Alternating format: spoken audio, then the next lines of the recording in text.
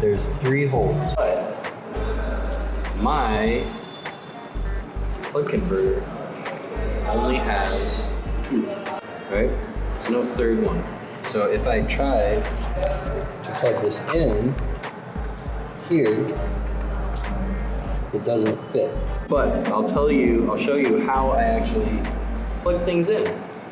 So, looks dangerous, but you can turn the electricity off by pushing it here. This is on, down is on, up is off. So this is how I do it. Step 1, get a pencil. Step 2, plug your thing into here.